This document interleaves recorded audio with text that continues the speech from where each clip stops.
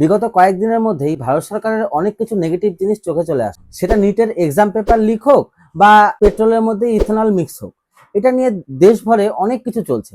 E20 petrol को लेकर ऐसा बवाल मचा पड़ा है कि ऐसा लग रहा है कि भाई सरकार ने जो कदम उठाया है वो इतना भ्रामक हो चुका है कि लोगों की जेब पे बहुत बड़ा बोझ पड़ने वाला है।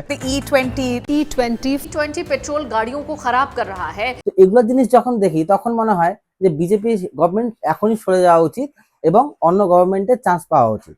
কিন্তু বিজেপি গভর্নমেন্ট চলে গেলে যেই ব্যক্তিটা সেই জায়গাতে আসবে, অর্থাৎ কংগ্রেসের রাহুল গান্ধী, তাকে আমি একদমই বুঝতে পারি না এবং তাকে কোনোভাবেই বিশ্বাস হয় না। আর এই কথাটা কেন বললাম, আপনারা ভিডিওটা পুরো দেখলে টোটালটা বুঝে যাবেন। 2025-এ পেহেলগাম অ্যাটাকের পর ভারত সরকার পাকিস্তানের জল আটকে দিয়েছে, এটা আপনারা সবাই জানেন। কিন্তু কিছুদিন আগে চীনের এক ব্যক্তি ভিক্টর গাও তিনি ভারতকে হুঁশিয়ারি দিয়ে দিলেন যে ভারত যদি ইন্দাস ওয়াটার ট্রিটির জল আটকে দেয় তাহলে পরে চীনও ভারতের জল আটকে দেবে। Strictly speaking, as far as Indus River is concerned, India is not exactly the upstream country, and China and Pakistan, fully respecting each other, can really do many things together.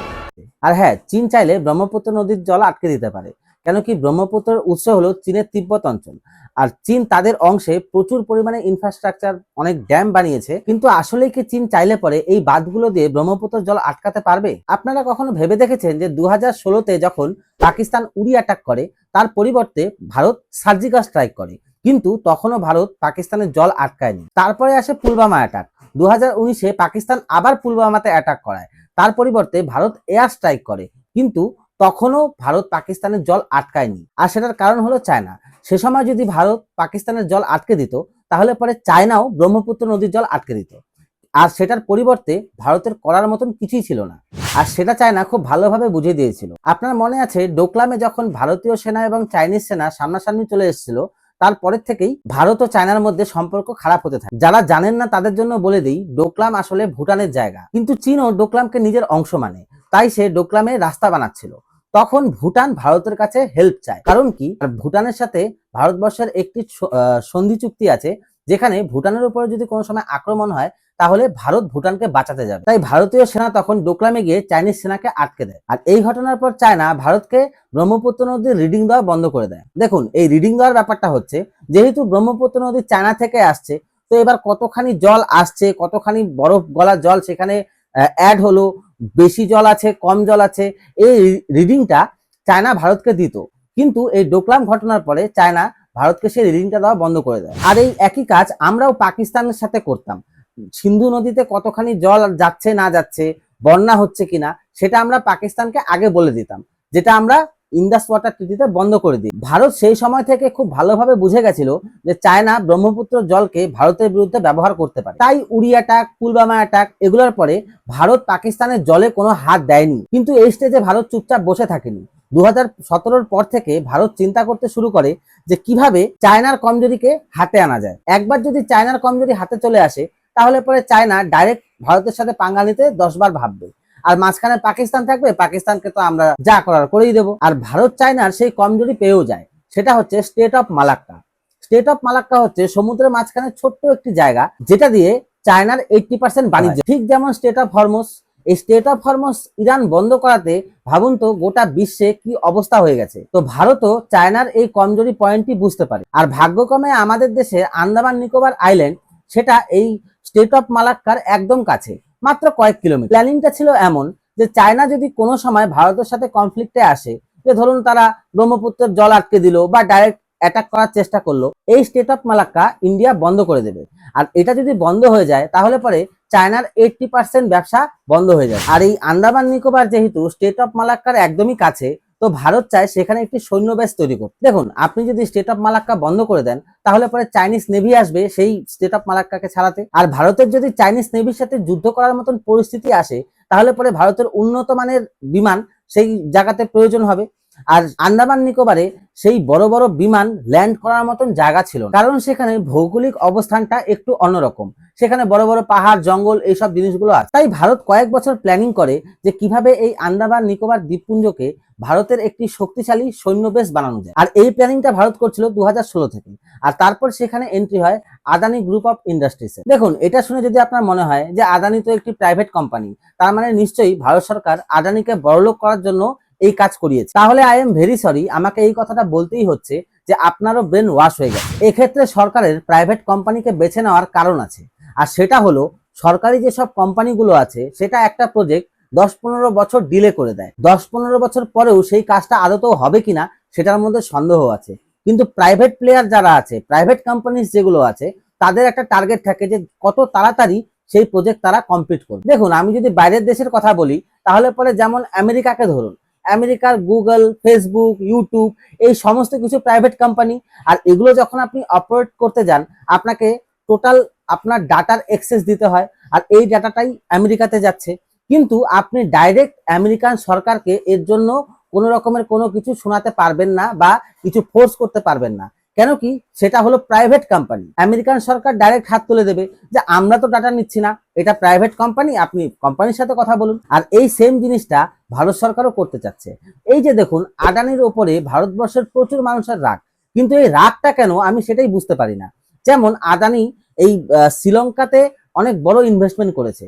Adani group যদি সেখানে investment না করতো তাহলে পরে আপনি জানেন যে চীন সেখানে গিয়ে ইনভেস্টমেন্ট করে দিত, আর একদম আমাদের দেশের কাছে তারা কোনো বেস বানিয়ে নিত বা একটা তাদের ঘাঁটি বানিয়ে নিত।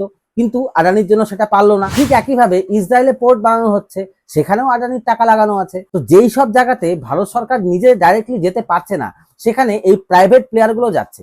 আর এটা কিন্তু এমন নয় যে সব আদানিকেই দিয়ে দেওয়া হচ্ছে, এটার টেন্ডার বের করা হয়। সেই টেন্ডারে যে সবচেয়ে কম বলি লাগায় তাকেই সেই টেন্ডারটা দেওয়া হয়। আর এই টেন্ডার গুলো কিন্তু কারণ নাম দেখে বা মুখ দেখে দেওয়া হয় না, এটা টেন্ডার ছাড়া হয়, সেই টেন্ডার ফিল আপ করে দিতে হয়, তারপরে কোম্পানিতে সেটা অ্যালট হয়। এবার যদি আপনার সেই কোম্পানি থাকে, আপনার যদি সেই যোগ্যতা থাকে, আপনিও সেখানে ভাগ নিতে পারেন, আপনিও টেন্ডার জমা দিতে পারেন, তারপরে সেটা মেরিটের বেসিসে যে পাওয়ার সে পাবে। কিন্তু যখন এই গুরুত্বপূর্ণ বিষয়গুলো আমাদের দেশের কোম্পানির হাতে থাকে তখন সেটাতে সিকিউরিটিও অনেক বেশি বজায় থাকে। এই যে ভাবুন তো, আন্দামান নিকোবরে যে প্রজেক্টটা হচ্ছে সেখানে যদি কোনো বিদেশি কোম্পানি থাকতো তাহলে পরে ডাটা চুরি হওয়ার ভয় সারা জীবন লেগে থাকতো।